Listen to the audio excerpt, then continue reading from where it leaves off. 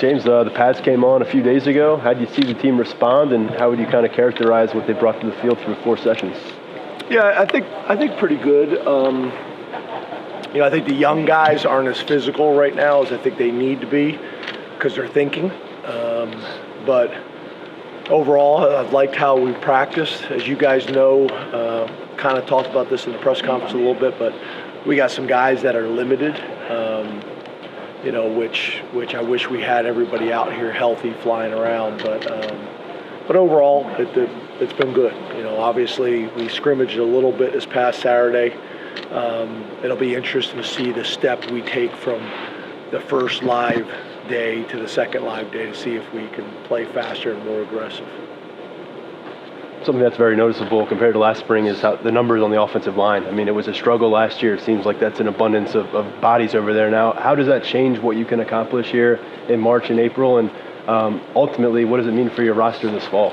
I think it helps. The issue is, the challenge is you get the numbers at O-line and then you're limited with numbers at other places. We haven't really had a year, I don't know if anybody does, where you got the right amount of numbers at every single position. But for that group and for the D-line, I think it's been a real positive. There's really good competition. And I think you guys see, just even physically looking at them, there's just a lot of guys that look the part in terms of size, athleticism, to be able to compete. So it'll be interesting to see how it plays out. And then obviously having the 3 young guys here early helped. And we got one more still coming. How does installation go with 2 young quarterbacks versus a guy like Sean Clifford? I know they've been in the system a year, but are things different this year? Can you feel like a difference in how practice runs or things like that? Yeah, I wouldn't say the installation is a whole lot different because a lot of the spring is really kind of laying the foundation for, the summer camp and the fall. But yeah, obviously when you got a veteran kind of running the show, showing everybody else, how we operate and how we check the run game or how we handle protections and things like that, there's obviously a ton of value because he's setting the tone for everybody. But to be honest with you, Drew and Bo have been really impressive so far. You can tell they've worked at it. And Jackson, is doing some really good things. He's still got work to do. But he'll be, I think we'll be pleased with him by the time training camp comes if he continues to invest and prepare the way he is. You talked a few weeks ago about how you felt like the transfers did during workouts and things like that. How do you feel like they're fitting now that you have? Good. It's obviously different when you get out here, and it's interesting talking to those guys too. When they compare and contrast the differences of the programs, that's been interesting. But it's been good. They've brought a real veteran presence. I think Storm is a guy that's got tremendous maturity.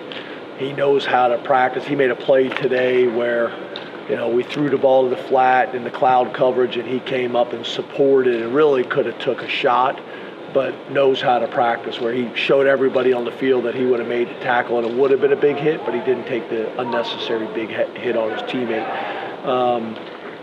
He's really earned everybody's respect by kind of how he's gone about his business, right away. So I think he's a pretty good example of it, and I think the other guys will just continue to gain confidence and get more comfortable as time goes on. James, I think in a bit here we're going to talk about KeAndre. What's that next step you're looking for him to take, whether that's this spring or going into the summer or something to build on? He's been really good so far, this spring. We need him to be the guy, like a true number one. Not just at Penn State, but really in the conference, and a guy that people are talking about nationally. Trey's also, I think, has had a really nice spring camp so far. We got to figure out who that third guy is going to be. There's going to be a competition really with all of those guys, but I think that's probably one of the big question marks between now and the first game.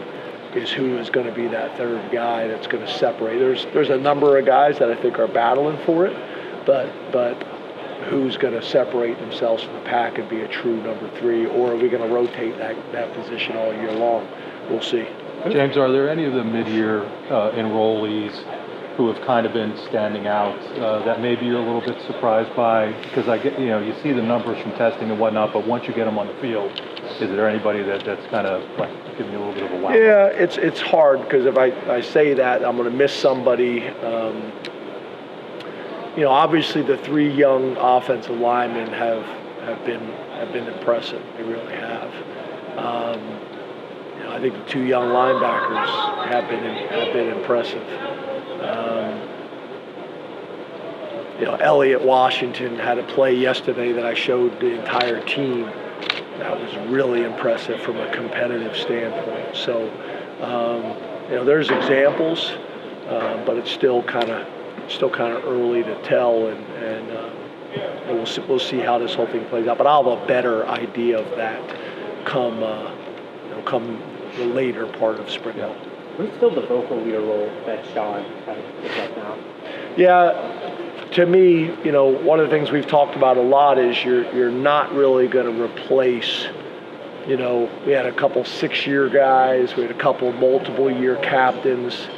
Leadership is not going to look the same every single year, and especially when you're replacing a guy like PJ, and you're replacing a guy like Tig, and you're replacing a guy like Sean, who were in that role for a long time. You're not going to replace that with like 1 or 2 guys. It's probably going to be more leadership by committee, and I think we can still have just as good leadership, but it's going to look different than it did last year. I guess what has stood out about Malik McClain since you've seen him take the practice field?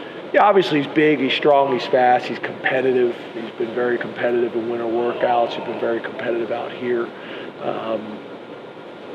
Those are the things that have stood out at this stage. As I think he gets more comfortable, he'll have a chance to take the next step. But just his combination of speed, size, and competitiveness is probably the thing that jumps out. Now that he's had about a week with the job, how have you seen Deion Barnes adjust to D-line coach, and how exactly does that adjustment period work, like in the first few weeks?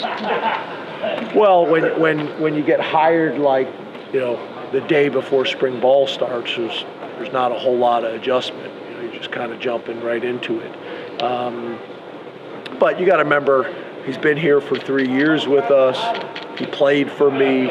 So culturally, he understands kind of what we do, how we operate. But there's a difference between being a complimentary guy in the room to it being your room. And that's kind of what I had said, I think, to you guys about like even Deion thinks he's going to be the same Deion. He's not going to be the same Deion. It's a different role. It's a different responsibility.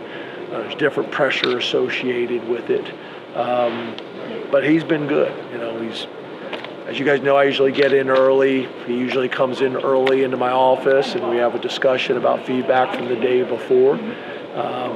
He's asking a ton of questions to the veteran coaches that we have on the staff.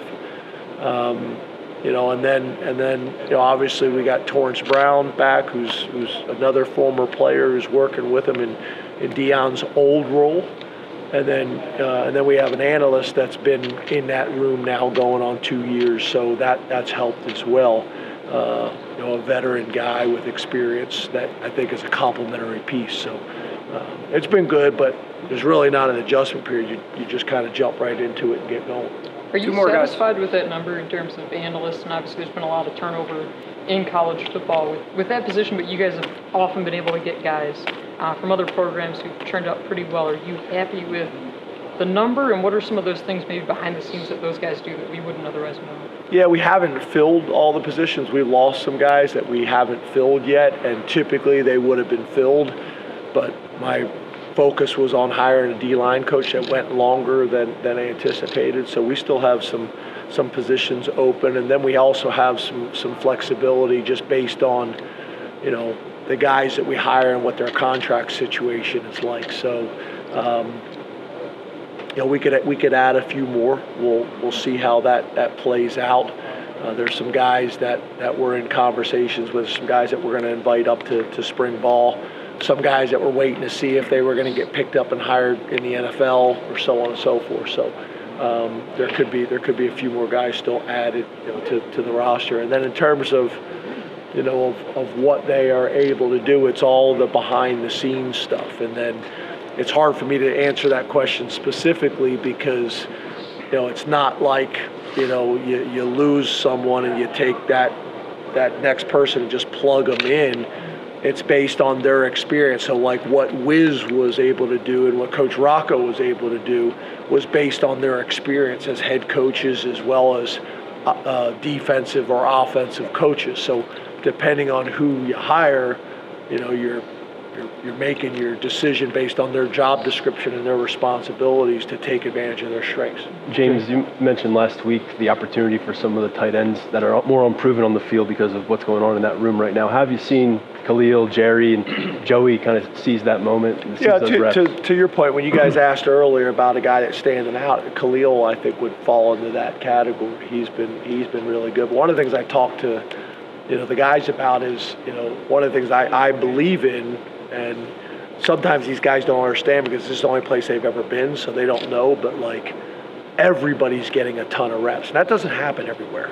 A lot of times, even in spring ball, not everybody's getting reps. And same thing in training camp. Everybody's getting reps. And then some of these guys are getting a ton of reps because there's injuries. And then they either don't know what they're doing or they want to be dramatic about the amount of reps they're getting. And nobody cares. This isn't high school anymore. Nobody cares. Get the job done. And then on top of that, these are the same guys that during the fall are going to be complaining that they're not getting reps. They got the reps right now. They need to take advantage of them and show everybody that they got a chance to compete here at a high level. And that's kind of the adjustment right now for a lot of the mid-semester guys, but really also a lot of the freshmen last year that may not have played a bunch. They got to understand what they have to do and how they have to compete at this level to be successful day in and day out. All right, thank you, Coach. Thanks, Thank guys. you. Thanks.